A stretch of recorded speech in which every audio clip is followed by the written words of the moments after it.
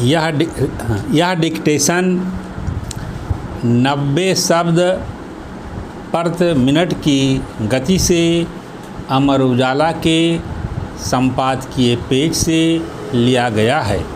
यदि यह आपको अच्छा लगे तो लाइक, सब्सक्राइब और शेयर अवश्य करें।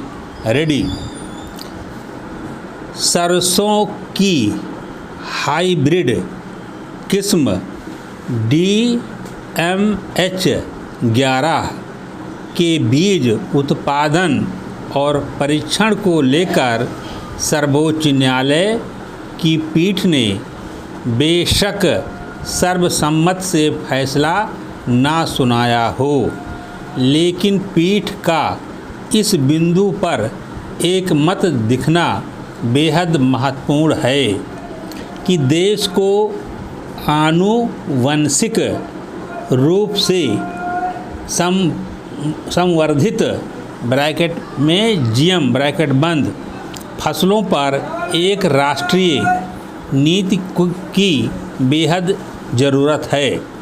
दरअसल जब भी बढ़ते जलवायु संकट की बात होती है तब खाद्य व पोषण सुरक्षा की समस्याएं सामने आती हैं और इनके समाधान के लिए जीएम फसलों का विचार उभरता है। लेकिन जीएम फसलों के संभावित पर्यावरणीय और स्वास्थ्य प्रभावों पर वैज्ञानिक समुदाय में अब भी मतभेद है।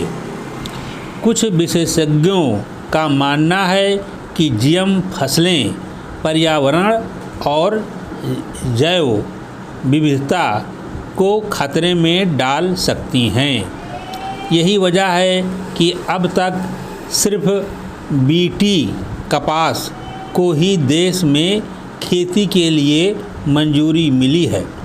उल्लेखनीय है कि 2015 में दिल्ली विश्वविद्यालय में सेंटर फॉर जेनेटिक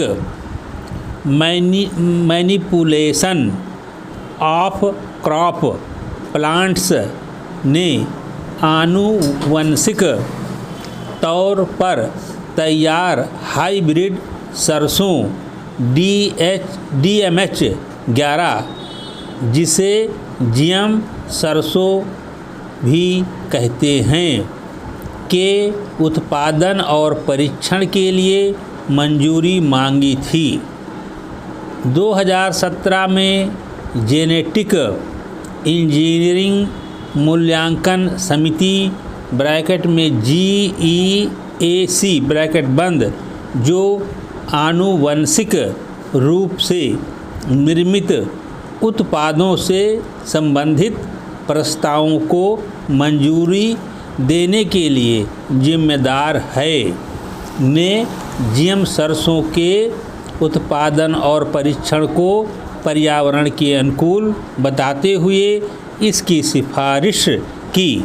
लेकिन कई आवेदन मिलने की वजह से पर्यावरण मंत्रालय ने 2018 में पुनः परीक्षण के लिए इसे GEAC के पास भेज दिया। आखिरकार 25 अक्टूबर 2022 को केंद्र सरकार ने इसे मंजूरी दे दी और बस यहीं से विवाद पैदा हुआ। पर्यावरणविद अरुणा रोड्रिग्स और जीन कैंपेन संगठन इस मामले को सर्वोच्च न्यायालय तक ले गए।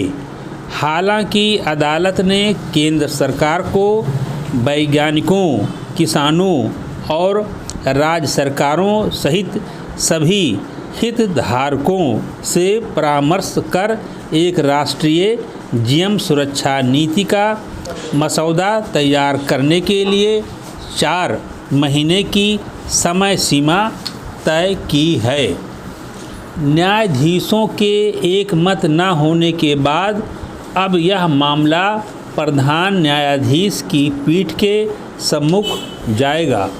ध्यान देने वाली बात है कि देश में बेशक अब तक बीटी, बैगन या ऐसे अन्य उत्पादों को स्वीकृति नहीं मिल पाई है, लेकिन विदेश से आयात होने वाले उत्पाद जीएम मुक्त हैं। क्या इसकी कोई गारंटी है?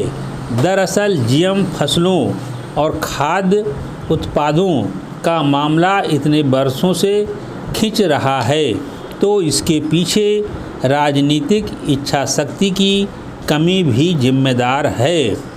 देश में खाद्य सुरक्षा को बहाल करने के लिए ज़रूरी है कि इस मामले में वैज्ञानिक दृष्टिकोण अपनाया जाए, जिसका आधार पर्यावरण व सार्वजनिक स्वास्थ्य से समझौता न करने वाली एक मजबूत जीएम नीति हो। समाप्त।